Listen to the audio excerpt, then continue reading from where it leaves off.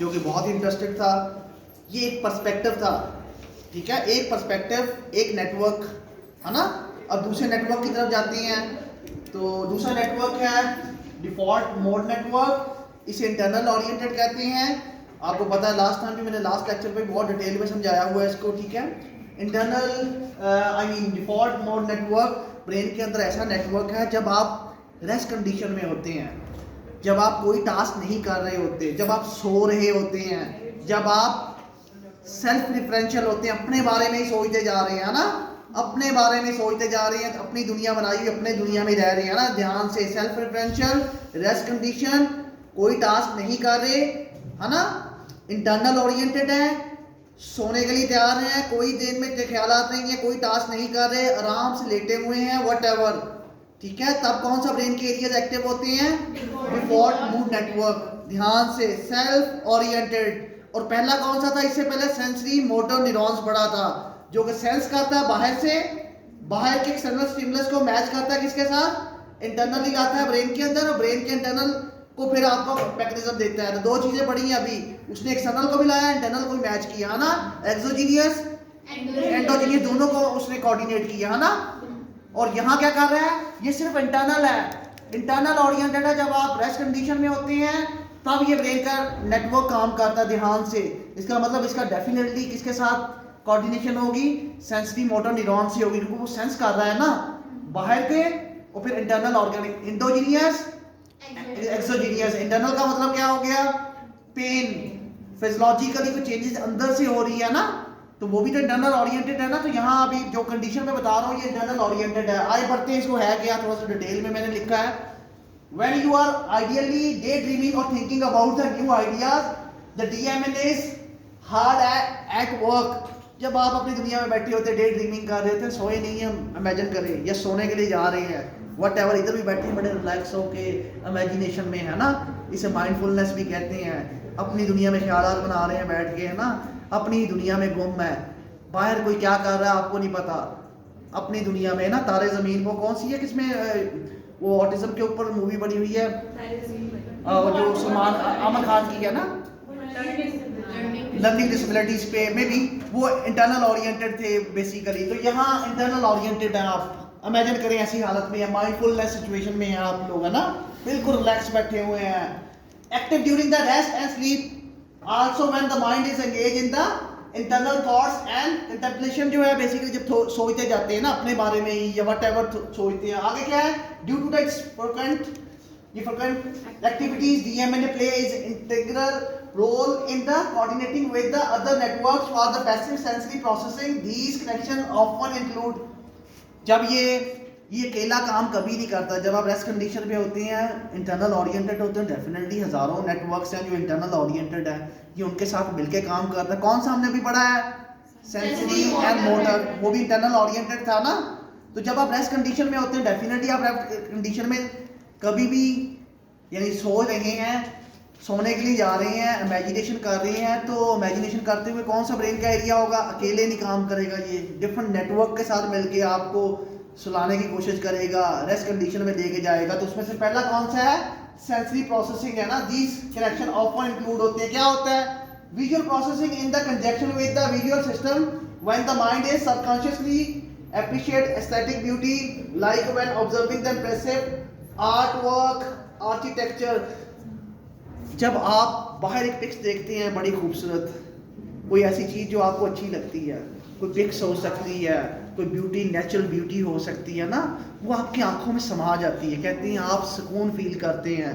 पहाड़ों में बैठे हुए हैं तो बाहर से आवाज़ आ रही है, जब कोई चीज़ें नज़र आ रही, पहाड़ी इलाका, ग्रीनरी है ना, तो आप फील करते हैं। हालांकि चल रहा है, देख बाहर रहे हैं, टास्क कोई नहीं कर रहे, देख रहे हैं विजुअली, है ना, बट जो सेंसेशन आई है आपके दिमाग के अंदर, उसने आपको क्या किया है? रिलैक्स कर दिया है, काम कर दिया है ना। कोई एक्टिविटी नहीं, आप बिल्कुल डे ड्रीमिंग में चले गए, ऐसी जगह पे चले गए जहाँ रिलैक्स फील कर रहे हैं ना। तो इसका मतलब है सेंसरी सिस्टम इन्वॉल्व हो गया इसको काम डाउन करने में, है ना। सेंस अगर बहुत ही एक्स्ट्राऑर्डिनरी रिवार्ड टाइप है ना, बहुत ही प्लेजेंट है ना, उसके ऊपर डे ड्रीमिंग करना ट्रॉमेटिक भी हो सकती है। सामने नगर हो तो आप गुम हो जाए, एक ट्रॉमा देखा, एक मूवी देखी, उसमें आपने साथ ही दिमाग के अंदर आपके विजुअल चलना शुरू हो गया कि मेरे साथ भी यही हुआ था, वो भी तो डे ड्रीमिंग ही है ना। इसका मतलब सेंसेशन और इसका इंटरनली ओरिएंटेड का दोनों का कनेक्शन बहुत अहम है। वो पॉजिटिव भी हो सकता है इंटरनल, नेगेटिव भी हो सकता है, ठीक है। आगे वो क्या कहता है, semantic processing with the language sub network when encoding and translating the meaning into the spoken and written words. बहुत इंपॉर्टेंट है, पहले सिमेंटिक मेमोरी को समझ लें। लॉन्ग टर्म में बहुत इंपॉर्टेंट मेमोरीज होती हैं दो, semantic and episodic memory. Semantic memory और एपिसोडिक सिंपल, बहुत सिंपल है।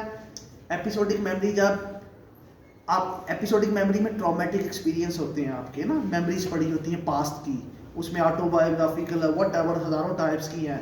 सिंपल वर्ड्स में जब इंसान सेल्फ रिफरेंशियल हो, अपने बारे में मेमोरीज हों, उसकी अपने बारे में क्लेम्स हों ना, पास्ट एक्सपीरियंस हों, तो वो कौन सी मेमोरी होती है, एपिसोडिक। और सिमेंटिक मेमोरी क्या होती है, जब लोगों के बारे में एक्सपीरियंस हो, अच्छे बुरे वट एवर, वो भी तो एक्सपीरियंस स्टोर हो रहे हैं ना। और लॉजिकल आप लोगों के बारे में सोचे तो कौन सी मेमोरी होगी, सिमेंटिक। ये दोनों मेमोरी शिज़ोफ्रेनिक के साथ बहुत इंपॉर्टेंट है। एक एक मेमोरी के ऊपर सिमेंटिक मेमोरी शिज़ोफ्रेनिक के साथ डायरेक्टली लिंक करती है ना। जब दुनिया के बारे में सोच रहे होते हैं, जब ये इफेक्ट हो जाए तो डेफिनेटली आप शिज़ोफ्रेनिक बनते हैं ना। तो यहाँ ये कह रहा है कि semantic processing with the language sub network when encoding translating meaning into the spoken and written words. Semantic processing, जब इंफॉर्मेशन सिमेंटिक, लोगों की इंफॉर्मेशन आती है बाहर से, दिमाग में आती है ना, सेंस करते हैं, उसको सेंसरी इंफॉर्मेशन से ले आए और इंटरनली आप लोगों के बारे में चुप करके सोच रहे हैं, उनको वर्ड दे रहे हैं, राइटिंग, रिटर्न, ये जो वर्ड देना है ना सोच समझ के, वो कौन सा सिस्टम देता है, डीएमएनए। इसकी मदद से आप चीज़ों को अंडरस्टैंड करते हैं, मीनिंग देते हैं बाहर वाली इंफॉर्मेशन को, है ना। मीनिंग भी देते हैं, उसको समझते भी हैं, अंडरस्टैंड भी करते हैं। रीडिंग राइटिंग, जो लैंग्वेज के एरियाज के साथ मिलके उसको रीडिंग और राइटिंग कर सकते हैं, उन एक्सपीरियंस को जो बाहर से परसीव हो रहे हैं ना, इंटरनली बयान कर सकते हैं, जिसे कहते हैं ना, एक्सप्लेन कर सकते हैं शायरी की सूरत में। वो वर्ड्स कहाँ से आएंगे, जब रिलैक्स बैठे होते हैं, शायर भी लिख रहे होते हैं ना, दिमाग में से वर्ड निकल रहे होते हैं, ऐसा होता है जब रिलैक्स होकर बैठे होते हैं। डिफॉल्ट मूड, जब आप रिलैक्स होंगे या what ever traumatic experience feel करेंगे तो वर्ड्स आएंगे। वो वर्ड्स लैंग्वेज के एरियाज के साथ मिलके आपको रीडिंग, राइटिंग और बोलने में मदद देंगे, है ना। वो कहाँ से निकलेंगे, डिफॉल्ट मूड नेटवर्क से। ये कनेक्ट करेगा किसके साथ, अदर नेटवर्क के साथ। वो कौन सा नेटवर्क है, लैंग्वेज का एरिया होगा, अभी पढ़ेंगे उसको, ठीक है। सेंसरी तो है ही है, साथ और भी नेटवर्क्स हैं लैंग्वेज के एरियाज के साथ। Processing evaluating personal emotions and emotion of the other with the limbic system. Limbic system हम पढ़ेंगे। लिम्बिक सिस्टम इमोशन को कोऑर्डिनेट करता है, कॉग्निटिव इंफॉर्मेशन को कोऑर्डिनेट करता है ना, जोड़ता है।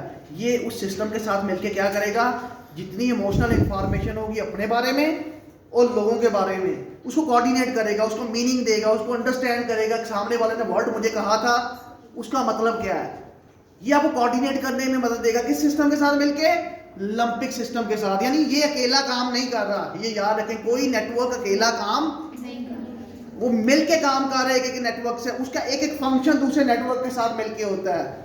और जबकि लोकलाइज अप्रोचेस क्या थी, वो कहती थी सिर्फ ब्रेन का एक एरिया एक सर्टेन काम करता है। और जबकि ये अप्रोच क्या कहती है, डिफरेंट ब्रेन के एरियाज हैं, वो नेटवर्क में डिवाइडेड है और हर नेटवर्क दूसरे नेटवर्क के साथ मिलके एक एक काम कर रहा है, एक एक काम दूसरे नेटवर्क के साथ मिलके कर रहा है ना। तो याद रखिएगा, इसका मतलब ये अप्रोच बड़ी साउंड है, सबसे लेटेस्ट अप्रोच है, साउंड अप्रोच है।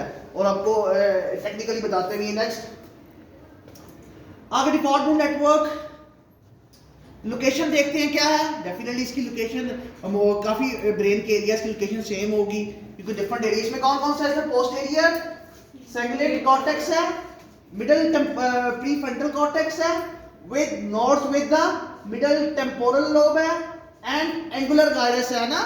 ये चार ब्रेन के एरियाज है और ये कैसे हैं लोकेशन में, एंजल व्यू कैसा है इनका, ऊपर से चेक करेंगे। फ्रंटल लोब से एरियाज है, मिडिल फ्रंटल लोब से, और ये कौन से एरियाज है, पोस्टीरियर सिंगुलेट है, ये एरिया ऐसा है। और यहाँ से देखें तो सैजिटेरियस राइट एंड लेफ्ट में, तो इस तरह ये ग्रीन कलर के जो नजर आ रहे हैं नेटवर्क है, ये ग्रीन कलर का जो नजर आ रहा है कनेक्शन है, ये नेटवर्क है ना, जहाँ से स्पार्किंग हो रही है, ये समझिए कि करंट आ रहा है।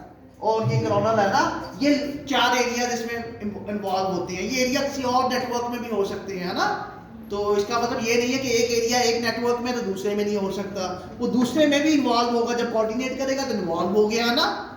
तो इसमें 4 एरियाज बहुत इंवॉल्व है। नेक्स्ट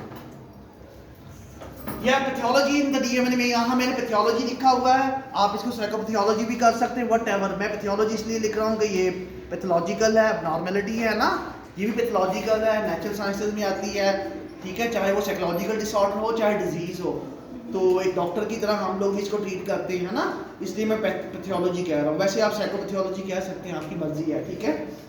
न्यूरोसाइकेट्रिक डिसऑर्डर देखते हैं, न्यूरोसाइकेट्रिक डिसऑर्डर देखते क्या होते हैं। डेफिनेटली साइकेट्रिक डिसऑर्डर की बात आएगी तो हम हैं साइकोलॉजिस्ट भी इसमें ही है ना, न्यूरो भी उन्होंने कहा, न्यूरोसाइकेट्रिक डिसऑर्डर, न्यूरोलॉजिकल भी है जिनकी बेस, साइकोलॉजिकल बेस भी है जिनकी साइकेट्रिस्ट बेस भी है। वो कौन कौन से डिसऑर्डर है, यहाँ टर्म्स में हमें इज्जत दी गई है ना साइकोलॉजिस्ट को, तो थोड़ा सा फील किया करें कि हम कहाँ आ गए हैं ना। ओवर एक्टिवेशन, अगर ये बहुत ही ओवर एक्टिव हो जाए, ऐसे बैठे हैं तो अपने सिस्टम को, अभी क्लास में बैठे हैं, हो रहा लेक्चर तो आप दुनिया में कहीं और फिर रहे हैं ना, शाहरुख खान की मूवी लगी हुई है, बड़ा फील रिलैक्स कर रहे हैं ना, बड़ा इमेजिनेशन में बैठे हुए हैं ना, ओवर एक्टिव कर लिया है, हर जगह बैठे बैठे क्लास हो रही है तो वहां भी ओवर एक्टिव करके बैठे, रेस्ट में है, सोए हुए, आंखें खुली हुई हैं, दिमाग चल रहा है ना, फिल्म चल रही है, हर जगह एक्टिव करना, घर जा रहे हैं तो खाना बना रहे हैं तो ओवर एक्टिव, रखी हुई दाल ऊपर है ना, तो बैठे हुए ओवर एक्टिव, पता चला कि सब कुछ जल गया, तो ओवर एक्टिव मीन उसे हर जगह बार बार ऑन करेंगे तो खराब हो जाएगा ना ये सिस्टम जो है। तो ओवर एक्टिव का मतलब यहाँ जो बंदा हर जगह ऑन ही कर रखता है, बाहर गया, अंदर गया, घर में गया, बाहर गया, सोशल फैमिली में गया, हर जगह एक्टिव किया हुआ है, इसको रिलैक्स फील कर रहे हैं ना, इसका मतलब आपका दुनिया से कनेक्शन खत्म होता जा रहा है, ठीक है। अब यहाँ देखिए कौन सा ओवर एक्टिव होगा तो कौन सा होगा, जब रियलिटी से कांटेक्ट खत्म होता है तो क्या होता है, शिज़ोफ्रेनिक क्या होती है, सेल्फ रिफरेंशियल होती है, सिर्फ अपने बारे में अपनी दुनिया बना के फिर रहे होते हैं, वो अपने आप से बातें कर रहे होते हैं, उनको दुनिया नजर आ रही होती है, वो जिन नजर आ रहे होते हैं, आवाजें सुनाई दे रही होती हैं, वो क्या होते हैं, सेल्फ रिफरेंशियल होते हैं ना, अपनी दुनिया बना के बैठे, दूसरों को नजर नहीं आ रहा होता, और ना ये बाहर वालों से बात कर रहे होते हैं, उनसे बातें कर रहे हैं, लोग समझ रहे हैं किसी से पता नहीं किससे बातें कर रहे हैं ना, सेल्फ रेफरेंशियल आवाजें, डिलूजन, हेलुसिनेशंस है ना। तो इसका मतलब है ये एरिया उन्होंने क्या किया हुआ, खुद ब खुद जो एरिया रिलैक्स करने के लिए था, और मैंने ये कहा कि इमेजिनेशन में भी यही एरिया होता है, तो आपके दिमाग ने इमेजिन किया हुआ कि कोई बंदा है, कोई चीज है, एक्चुअली आप जब उससे बातें कर रहे होते हैं इमेजिनेशन में है, जब इमेजिनेशन में होंगे क्या होंगे, सेल्फ रेफरेंशियल होंगे, बाहर तो बात नहीं कर रहे दुनिया से, एक्चुअली आप किससे बात कर रहे हैं, अपने आप से, अपने दिमाग से बातें कर रहे हैं ना, तो क्या होगा, ओवर एक्टिव करेंगे तो क्या होगा, शिज़ोफ्रेनिक होने के चांसेस है, क्योंकि सेल्फ रेफरेंशियल थॉट्स होती हैं, बार बार है ना, ये थॉट सेल्फ रेफरेंशियल है, और जब आप बार नेगेटिव रमिनेशंस होंगी, थॉट्स होंगी, तो क्या होगा, डिप्रेशन, रात को सोने जा रहे हैं, ब्लेम कर, अपने आप को ब्लेम करते जा रहे हैं, मैंने ऐसे किया, उसने ऐसे किया, फलाने ने ऐसे किया, बार नींद भी नहीं आ रही, दिमाग के अंदर रिलैक्स होने के लिए जा रहे हैं, अंदर के अंदर ब्लेम करते जा रहे हैं ना, इमेजिनेशंस में है, थॉट्स में है ना, नेगेटिव थॉट्स में, जब नेगेटिव थॉट्स होंगी तो क्या होगा, डिप्रेशन, और पीटीएसडी, इंट्रूसिव थॉट्स होंगी, बार एक ही थॉट्स, बार एक ही ख्याल है ना, तो क्या आएगा, पीटीएसडी है ना।